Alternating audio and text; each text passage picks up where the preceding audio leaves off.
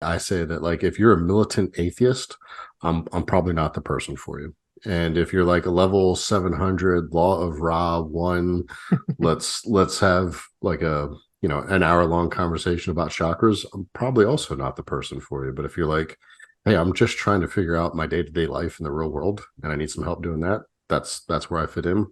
When it comes to other types of breath work, there are basically 15 different types of breath work. Hey there and welcome to another video. My name is Hugh, and in this video I had the pleasure of sitting down with my friend Jake. Jake runs a breathwork studio here in Arizona, and I've been going to them for a while now, and it's been super helpful to me. And before we get into the interview, I just want to share a couple of my experiences and how this can help you also. Now, when I first started going to breathwork, it was interesting because I started shaking a lot, and generally when people are shaking like this, when they do this type of work, that means they're releasing some emotional traumas that are trapped in the body. And this went on for a good couple months. And then that finally subsided. And then I felt a lot better. It felt like a lot of emotional baggage was lifted from me. Now, in terms of trading, what that helped me with is really solidify my hedging method. So I didn't have a lot of confidence in my hedging method in the past because I didn't think it was a real strategy. Not a whole lot of people talk about it. Not a whole lot of people trade it. But after going to the breathwork sessions, this really helped me, bring out more of myself. So that really helped me a lot. And I really hope that you at least explore this idea of using breathwork to become a better trader, because it really can help you release some of these negative emotions that are holding you back as a trader. So if you're doing things like revenge trading, or you think things won't work out, or you have this defeatist attitude, something like breathwork could help you. So if you are in the Phoenix area, I would highly recommend checking out his classes. There are online breathwork classes, but I find that in-person classes are much more powerful. If you can't get to Arizona, then I'd recommend checking out breathwork in your area. Find a practitioner that you like. I actually went to 2 or 3 breathwork sessions before Jake, or actually 3 sessions, before Jake, and his was the only one that was really effective for me. So try out a bunch of different stuff and see what works best for you. So with that in mind, here's the interview. Hey Jake, thanks for coming on the show. Great to have you here. Hey, Hugh. Pleasure to be here. Thanks for inviting me. Yeah, my pleasure. So maybe you could give people a little bit of background about yourself and how you got started with breathwork. Okay, sure thing. So I do not have the traditional background of somebody who came into breathwork. I've basically been in business to business marketing and sales for the last 30 plus years. And at a certain point, I just felt like the effort that I was expending versus what I was giving back wasn't matching up, that I was working way too hard and getting way too few results. I was still getting good results in life. This isn't one of those I was like down on my luck and sleeping behind a dumpster stories. It's more like, hey, I am working really damn hard, and I feel like I should have a lot more to show for it than I do. So that took me on a journey to like try to figure it out. And part of that journey led me towards breath work. And breath work really helped me open up in my life emotionally, mentally, spiritually, and allow me to connect with my authentic self. And then once I did that, I was able to see the results of my work, that like where I thought I was capable and where the results started showing up, those started lining up with each other. And I had a much deeper connection in all aspects of my life, not just financially, but in my relationships and everywhere else as well. And in the process of doing breath work, the majority of the people that do breath work are what we call woo-woo, the granola crowd. They're fruits, nates, and flakes. So I call those the granola people. And I definitely don't have that kind of background. Like when you start talking a bunch of supernatural woo-woo stuff, I'm like, yeah, I don't want to hear that part. Like let's get to the part that works. So that's what I was really focused on. Not to say that I haven't had miraculous experiences. Mm-hmm. That said, I don't think I can, nor can anyone else, conjure miracles on demand. Doesn't mean that they don't happen. It's just they happen when they happen. So that was my going through that breathwork experience. I was like, well, I'm a normal person who's having these incredible experiences with breathwork. I think other people would like to have these experiences as well. They probably just don't want to hang out with somebody named Moonbeam to do it. Yeah, and have Uh, the all white dress code, right? yeah, like, hey, we don't have to. You can do this without making it weird. So that's what led me on this journey. I ended up doing like maybe 15 or 20 different certification training programs, trying to look for what resonated with me, Hmm. and none of them did. Like there was always something where I was like, all right, you got most of the way there, and then like the last 20% here, you kind of went off the rails. Hmm. um, I imagine that's how Scientologists feel. Like the first couple layers they go through, it's like, this is all super normal stuff. That's about like performing at life, and then you get to the end, and you're like, yep, we've been invaded by aliens, and you're like, okay, you lost me on that one. Lost me somewhere. Um, yeah, so I've just tried to remain consistent all the way throughout. So I ended up coming up with my own um, style, my own blend of breath work, and just trying to make it as practical for real life application as possible. And Hmm. that's kind of how we got here. Cool. Yeah, I certainly appreciate that. I'm all about like what works and not necessarily like getting into superfluous stuff that doesn't, have to apply to actually it working. So definitely appreciate Mm-hmm. that. Maybe you could tell people about your first breathwork session and or your most impactful, if your Okay. first impactful one. Well, it's funny you mentioned that. So the first time that I went to a breathwork experience, it was with a holotropic breathwork facilitator, and my partner and I, Kim, we both went. I took my son. I had high hopes, and during it was a 2 hour breathwork experience, and I felt nothing. I basically just laid there, listened to some loud music, and was like I thought there was nothing here, and there's in fact nothing here. I just had a nothing experience, and then it probably took a year, and another friend who was her boyfriend was a breathwork facilitator, and she's like, you got to do breathwork with this guy. And I was like, I've done breathwork, and it was not that great. Like Mhm. if I just want to take a little nap and listen to some loud music, I can do that at home. But she finally convinced slash nagged me into going, Mhm. and I'm grateful that she did, because it was a completely different experience. It was um it, when people talk about a mystical experience, it was a peak experience, that when you're like standing in the mountains, standing in an ocean, when you're at a concert and all of a sudden the crowd syncs up and moves as one. It was that type of peak experience in my life, where I just received a lot of information, got a lot of insights, had a lot of emotional releases. That it was a very powerful experience for me. Um, and it did take me a little while to like kind of figure it out, sort it out, and piece it together. But it was truly incredible. And I think one of the big differences, like the difference between the first facilitator and the second facilitator, is the first guy was used to working with people who are spiritually sensitive, Mm. which I'm not. I'm not a spiritually sensitive person. Mhm. And the second guy was used to working with people who this is their first time. They've never done anything like this before. And he's used to walking them through the basics or the remedial steps of what it takes for that experience to take place. Um, so I'm grateful to him for that. That like he started that process, and that's really where I excel, because I'm not a spiritually sensitive person. Is working with people who are like, hey man, um, it's wonderful you're talking to me about my solar plexus chakra and it being blocked, but when my kid's having a meltdown tomorrow, how's this going to help me? Mhm. Or when my boss is being a jerk and I need to enforce my boundaries, like talking about my throat chakra isn't going to do a whole lot. So I was grateful for that aspect of it, and then being able to go on the journey from there and learn and explore more, and then take it even deeper. Mm. Yeah, that's a good comparison, I guess, to maybe we could bring that up, comparing it to other types of breath work. I mean, for me personally, I did a holotropic session, and I was kind of like you. I mean, I got that floaty feeling, and it was nice and all that, but it was kind of akin to like a nice nap.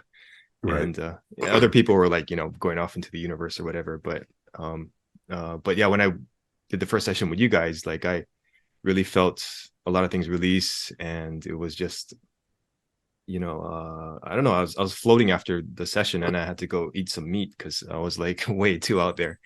But so maybe you could talk about like, comparing maybe some of the breath work modalities compared to yours, and not necessarily one is better than the other, but Mhm. figuring out what works for the individual, right? Yeah, and there are a lot of different modalities that work. In my mind, they all work for somebody.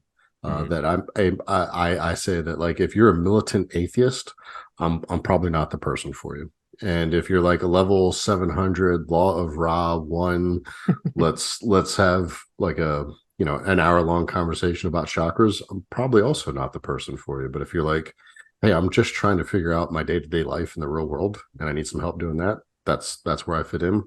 When it comes to other types of breath work, there are basically 15 different types of breath work, and Oh. they all have a different focus. I think Wim Hof is probably the most popular of the breathwork styles. Mm-hmm. His style of breathwork is very physical. It has a very physical, embodied response that you're going to feel it more in your body than you are in your mind or your thoughts.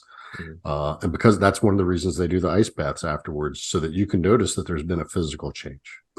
And it's pretty awesome. If you've ever taken an ice bath after Wim Hof, you don't feel like you're dying. Mm-hmm. Whereas if you don't do Wim Hof and jump into an ice bath, there's definitely a shock to your system where, for me, I do that 20 to 30-second panic breathing where it's like, which is, when you're trying to act like a tough guy is not the best look. So Wim Hof is incredibly powerful. It's a great system. It works on you physically. Wim has the belief that if you if you attend to the physical body, that your mental and emotional will automatically correct itself. Mm-hmm. Um, I believe the opposite of that. That if you fix the mental and emotional, that a lot of your physical maladies will relieve themselves. Mm-hmm. Um, I'm not saying he's wrong, but I certainly haven't experienced it that way. That I've attended to things physically, and the chronic issues keep coming back. That said, he has incredible results. He has incredible feats, and it's a really good program. Anybody who's done Wim Hof that then comes and does our breath work, they always have an incredible experience because it gives them the physical apparatus to be able to do breath work more easily. Mm-hmm. Uh, Holotropic breath work. Um, so there's a whole 12 or 13 different types of breath work that do circular breathing or conscious connected breathing, which is what we're part of. So holotropic was invented by Stan Groff. He did about 4,000 LSD therapy sessions with people where he would give them LSD and then do psychotherapy analysis with them. And he noticed at the end of his sessions that everybody had a very particular breathing pattern, that everybody had the same breathing pattern at the end. And when they outlawed doing LSD therapy, he was like, what do I do now? Like, I've been doing this for 10 to 15 years. It seems to be working pretty well. And based off of people's breathing patterns, he had them start breathing that way, and he could get the same kind of effects from breath work that he was getting from his LSD therapy. A big part of his is he likes to focus on the perinatal birth matrix, which he believes most of the trauma in your life took place before you were born, and that there's a lot of being born trauma that you need to work through. That, like, there's the Garden of Eden where you're just a placenta floating around and everything's taken care of and life's fine. And then once you start being born, that you're basically being choked to death the entire time you're being born, that it creates all this trauma, that it has to be worked through. And there may be some validity to that. But I think it is difficult to get a mass audience to accept that point of view. And then when he does breath work, there's one person who's breathing, one person who's sitting. They're 3 hours long, and then you do art afterwards to help you integrate. Again, beautiful sessions. Didn't do much for me. Didn't go very deeply for you. I think there's a lot of benefit to it. I think there's tremendous benefit from it. I think it'd be difficult to do on a daily basis. It really does lend itself to a weekend seminar type event. But if you just want to do it, hey, I want to do this every week and upgrade my life, it's a little difficult to implement. And then most of the other ones focus on a very narrow aspect of intentions. They either focus on rebirthing or dying or the ego death, or they have a very specific intention that they're trying to walk you through as part of their breath work. So the breathing mechanism itself is very similar, but how they set it up, the space that they hold for it, and how they want you to implement that to your life is very narrow. I'd say those are the big differences. And then there's um, some of the other breath works really focus on, you have box breathing, which is Mm-hmm. 4 seconds in, 4 second hold, 4 second out, 4 second hold. So it's four sides of a box. That's very good for people who are trying to regulate their nervous system, or maybe a little overstressed. It doesn't. I almost all of these breathwork systems that I'm talking about, I did them for 90 days every day to try and find. Like I was trying to find out Wow. what worked. I Yeah. was like, if I do this 90 days every day, and there's no difference in my life, like that, you have to have results. Yeah. If you do a diet every day, if you follow a diet perfectly for 90 days and like you get to the end and there's no difference, you're like, all right, well that didn't work. So that's basically what I did. And box breathing,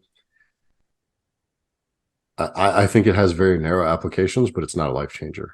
Mm-hmm. There's different types of breath work that you can do to help you sleep better. Andrew Wheel's really big on that. I think it's like 7-5-8 breath, something along those lines. So there are different, one of the things that we talk about is how you breathe is how you live. That if you have deep, full breaths, you'll have a deep, full life. If you have shallow, quick breaths, you're going to have a shallow, quick life.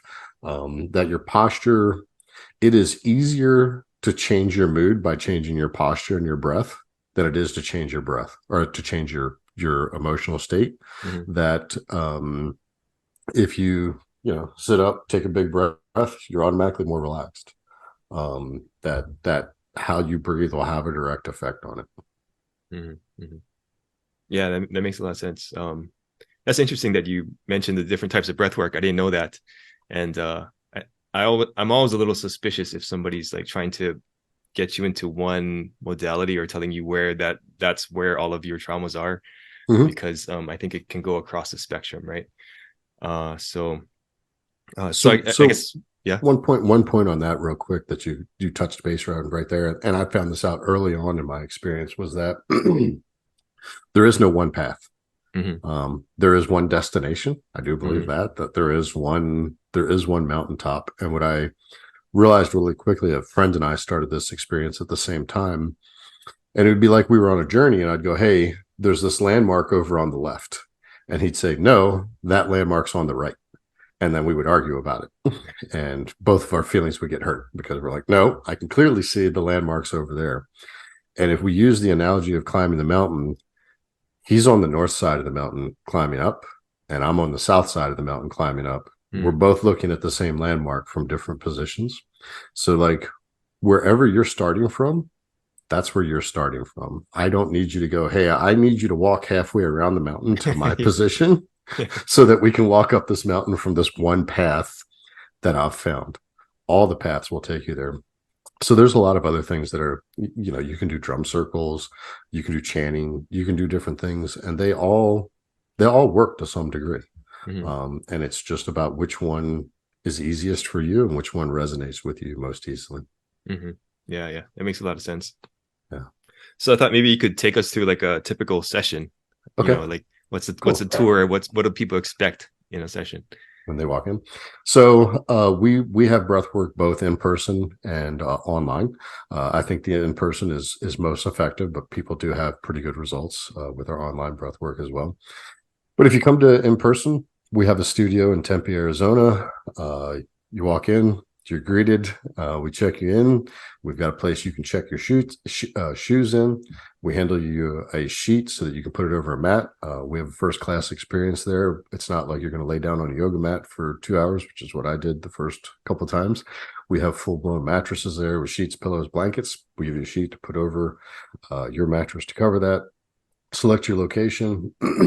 We have an incredible sound system there that um, basically is designed to make the floor and the air vibrate so that when you're doing breath work, you're feeling the vibration of the music. And then once we get started, we give a quick 10-minute introduction, explain a little bit about breath work, a little bit about what you're going to experience.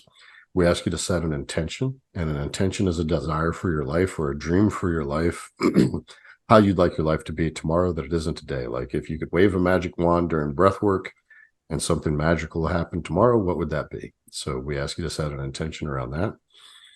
And then we go around the room, share your name, share your intentions, and we get started with breath work.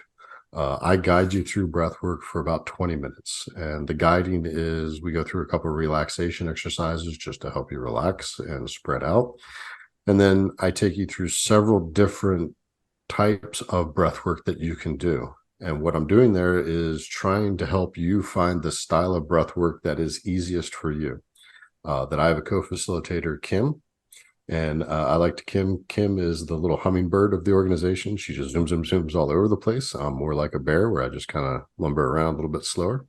And when Kim is guiding breath work, it is, and that's because that's how fast Kim breathes. Yeah. And then when I guide breath work, it's more like,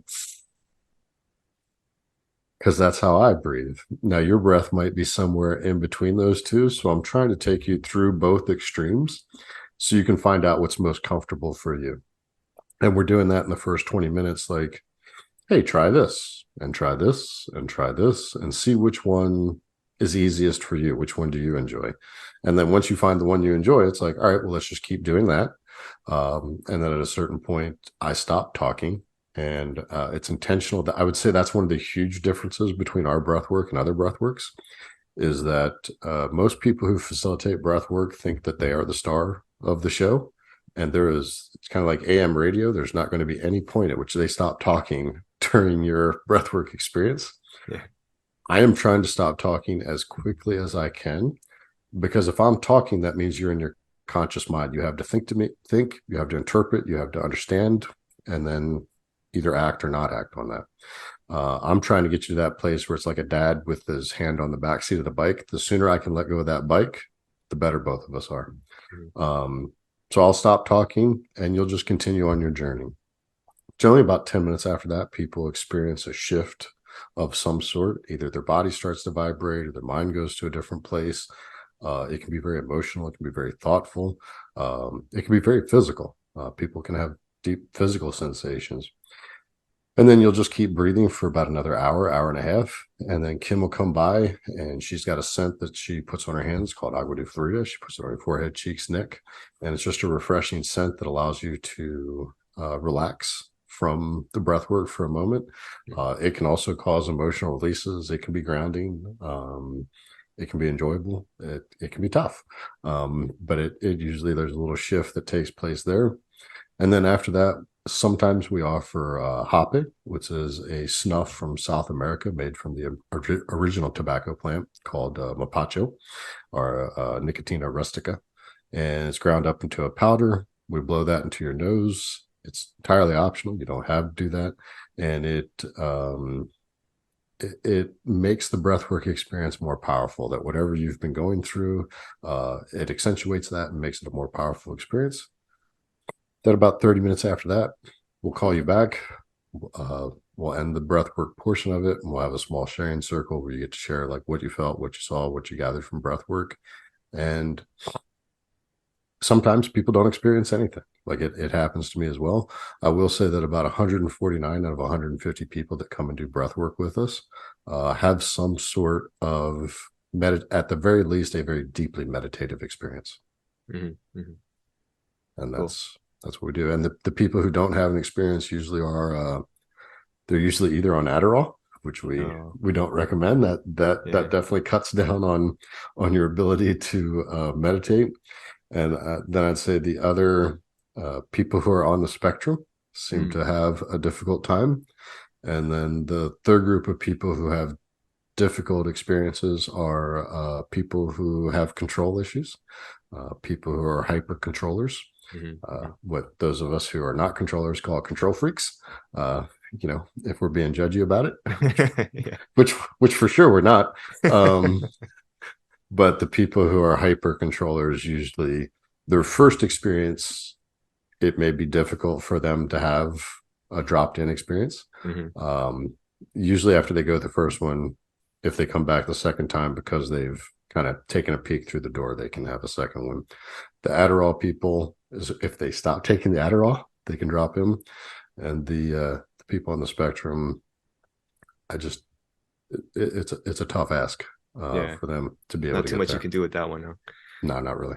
Yeah, yeah, yeah. Yeah, the hoppy is amazing. I mean, I haven't seen that anywhere else.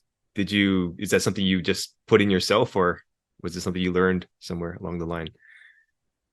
They do it as part of ceremonies in South America. Mm. So it is really popular with ayahuasca ceremonies, but there are tribes in South America who do ayahuasca or they do hape before they do ayahuasca. And then there are tribes in South America who just do hape all by itself. That's the only medicinal plant that they use. No? Um, so once I discovered it, it was pretty rough discovery for me. Took me a while. As a friend said, I had a respect but not a fondness for hape. So once I developed a fondness for it and what it could do, I thought it'd be a powerful addition to offer with the breathwork. I don't think that, as far as I know, we're the only dedicated in-person breathwork studio in the country, and then we're probably the only ones who are offering Hape with breathwork as well. Mm, amazing. Yeah. Very cool. So, what happens if somebody has to use the bathroom in the middle of a session? That is a good question. They have the ability to get up. That when they open their eyes, they're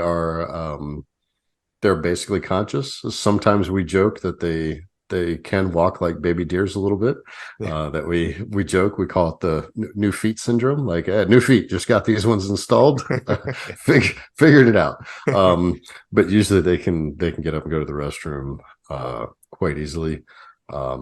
Our studio is dimly lit during the experience, but we do have LED candles all over the place so that the little pathways are lit, so they know where to walk. Okay, cool. What's your experience been like with that? When you, Uh, yeah, I mean, you mean going to the bathroom or? yeah, having to use the restroom in the middle of breath work. Oh, I see. Yeah, sometimes if I'm deep into it, like, yeah, I can stumble around a little bit, and it is Mm-hmm. a little tough to get bearings when you're standing up. But yeah, I try to keep the breath going through the whole time, and Mm-hmm. then just come back to the mat. So yeah, I Yeah, know what you're talking about. yeah. It's I've personally had a breathwork experience where I was laying there and I didn't know I had to use the restroom at the time, but I remember opening my eyes and looking at the ceiling and trying to figure out what the ceiling was. Mm. Like I was like, I don't know what that is. It probably took me a couple minutes to go, oh, I'm a human. I'm on Earth. I'm looking at rafters. We're okay. All right, I can do this. We're back. Yeah, and I think that can be part of the process also, right? Having to use the restroom and kind of Mm-hmm. like purge some of the stuff that's coming out, right? Absolutely. Absolutely it is, yeah. That people people express themselves in different ways. It is it is not common for these experiences, but it does happen that people can cry, scream, laugh. We have people get up and dance. You may need to use the restroom. Uh, Among guys, sighing and yawning is really common. Hmm. That I've had women complain about the guys sighing, and I'm like, that guy's 40 years old, and this might be the first time in his adult life that he's not felt the entire pressure and responsibility of carrying the load in his life. Like this is the first time he's put his responsibility down, and how about you give him a little grace and let him sigh about it for a couple minutes and enjoy himself? Yeah, yeah, yeah. Yeah, Yeah. I would yawn a lot in the beginning too. It was kind of weird, Mm-hmm. but just one after the other after the other. Mm-hmm. Yeah. So maybe we could shift gears a little bit into like what results have you seen? Maybe like experiences helping people with abundance or other types of issues that they have been working on. I would say that like all of the net result of breath work, that if you come in, I think one of the beautiful things about breath work is like if you take up a meditation practice, it's going to be 3 years before you see the results of Mm, meditation. mm, Like if you're not going to a retreat, like if you go to a 7 day meditation retreat, that's going to pop it in pretty quick. But if you get up and go, hey, I'm going to meditate every morning for 20 minutes, it's probably 3 years before you see like any noticeable results. Mhm. And that's not a problem of meditation. A lot of that's just a problem of our busy lives, and it takes that long to slow your mind down and look at it. One of the beautiful things about breath work is after the first 2 hour session, you know, there's no that may have worked, that may have not worked. I'm not sure. There may have been a difference in my life. Like there was a result, you felt it. One of the beautiful things for us as facilitators is that there's a 3 or 4 day afterglow that takes place after breath work, where you're not as stressed, you're more in harmony, everything's a little bit easier, life seems to flow. That it is a more relaxed, more chill life. And so that is one of the things that greatly entertains us is because it is just breathing. Um, People are doing their very best to explain it away. That they're like it couldn't have been the breath work. It had to be this supplement that I started taking 6 weeks ago finally kicked in this week. So for us, it's always entertaining to hear like what story they're going to tell about why their life was so much better for 3 or 4 days after breath work, and then it wore off. But for sure, it wasn't the breath work. So that is entertaining. Um, but what we've seen is people who come once a week for like 3 months have truly life-changing results. Like if you come once, hey man, you're going to be great for 3 or 4 days. Like it is going to level you up. But if you come once a week for 3 months, what it's really doing for you, and this is across all aspects of your life, is it's making you more of who you are, that you're able to achieve your full potential. And I think most of the people walking around are probably at less than 50% of what they're capable of. That what their true abilities are like double what they're doing right now at the very least. Mm. And it's across all aspects: relationships, time, career, finances. It doesn't matter what it is, that once they start putting that effort into them and they are showing up as their authentic self, they're showing up as their best self, that they start to receive that in their life. And it's not I talk about when I started this, I was making $100,000+ a year. I was doing well, but I was also just like white knuckling it every day, Mhm. all freaking day, man. Like it was just like I am giving it everything I have to barely keep this level of results. Mhm. And now I've probably tripled those results in my life, and it takes almost no effort at all. Like when you show up as your authentic self, you don't have you you have to try, but you're not really trying. Mm. That there's one of the beautiful things about being in a state of flow, that a state of flow is 100% effort. It's also zero effort. Mm. That you are at 100% of what you're capable of, but it doesn't feel like it takes any effort.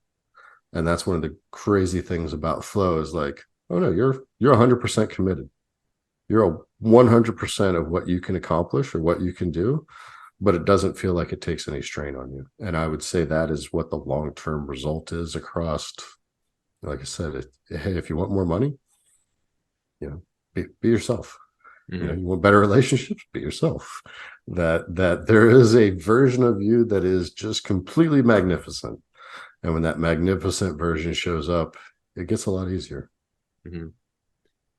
Yeah, personally, I had that experience doing some energy work and feeling like myself for the first time, and that was like it's a crazy thing. Like you've never felt it before, kind of, but you also Mm-hmm. like rediscover it somehow. And Yeah. yeah, it was kind of like the first step in the process for me. So I Yeah. totally get what you're talking about.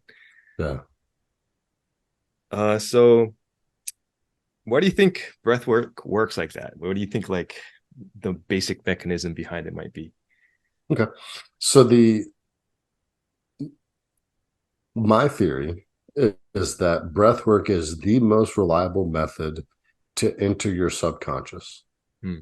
That like almost any, I don't know, self-help, um, almost any long-term changes that you're going to make in your life have to come from your subconscious. And like people all the time talk about the elephant and the monkey, that your conscious mind is the monkey sitting on top of an elephant, and your Mm. subconscious mind is the elephant that's moving around. And it's only when the elephant decides to cooperate with the monkey that it gets lined up. So I did some math on that to figure out, because clearly our subconscious is much more powerful than our conscious mind. So subconsciously, we are taking in about 11 million bits of information per second across all five of our senses. That's how we gather information. That's how we gather that data, is all five senses. Consciously, we're able to process 125 bits of information per second. So there's little delta there. Yeah. Also, when someone is talking to you, that is 65 bits of information per second, which is why you can't follow two conversations at the same time. Mm. There's a mathematical, like you like you can almost do it, Hmm. but not quite. And the reason is it's like, hey, I'm 10, 15 bits over my capacity for processing, so my conscious mind can't do it. Hmm. So to put that in perspective, if this were money, your conscious mind is budgeting $1, and your subconscious mind is budgeting $92,500. And you're like, I am going to really, really, really, really focus on this $1, and that's going to make a difference. And Hmm. you're like, no, it's not. You don't have a chance. So I think what we do when we set our intentions is we are sending a programming signal to our subconscious mind to have it reprogrammed, to have it set a new parameter for it. So I think what happens over that time is it's a peak experience that gives you access to your subconscious mind, and that through changing that subconscious, or through programming that subconscious and getting those things in alignment, that you're in alignment with yourself, which is what allows you to be yourself. The self is that your mind, your heart, your body, your thoughts are all in one line.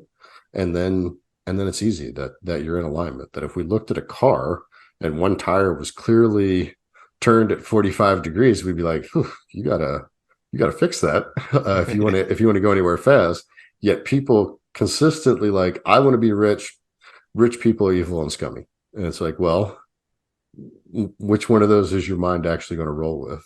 Hmm. Like, you're not going to allow yourself to be rich if you actually think rich people are terrible. So one of those views needs to go. Either you need to accept that, like, I'm pretty happy being middle class, or like, I don't know, meet some wealthy people who are actually terrific people, because most of the actual wealthy people I've met are wonderful, generous people. Hmm. Yeah. Agree. Most of them, not all. There's definitely some scumbags out Yeah. Yeah. Yeah. Okay, cool. Yeah, that makes a lot of sense. So is there anything we missed? Do you think you want to talk about, or you think is vital to the breathwork experience, or anything like that? there. I think we've covered a lot of it. That, if you want abundance, if you want wealth, that if you are aligned with yourself, it's going to be easy. You're not necessarily going to be Jeff Bezos. Just like if you take up a fitness program, you're not going to be Mr. Olympia. Like not everybody who lifts weights is going to be Mr. Olympia, but everybody who lifts weights is going to get bigger, is going to get stronger, is going to get better. Everybody who creates that alignment with themselves, mentally, emotionally, spiritually, about wealth, about abundance, about success, that they'll be able to achieve that more easily. And it's probably a lot more than they expect. It's Mm. probably a lot higher than they expect. That the results that they'll be able to achieve are probably more than they anticipated. I know every time I set a goal and I feel like I'm doing great in life, somebody comes along and is like, hey, it'd be greatest if you did this. And I'm like, boy, I thought I was barely holding on here. Like, I've got to do, there's an even bigger picture that I need to fulfill now. Whew, give me a minute. Okay. We'll do that too. Yeah, yeah. Always a bigger picture, I guess, right? Yeah. Yeah. Okay. Well, I mean, I really appreciate what you guys are doing. It's had a huge positive impact on my life. So I Thanks. Yeah. really recommend people checking you guys out. And where can people find you if they want to get more information or go to a class? Okay. You can go to our website, breath.energy. There's no .com. That's the whole website. That's our company name. And then we're also on all the socials. It's either Breath Energy, I believe it's Breath Energy Studio on Facebook, and Breath Energy HQ on Instagram. Cool. Awesome. Well, check them out, guys. And thanks a lot, Jake. All right. Thanks, you. Really appreciate Yeah. it. Good to see you.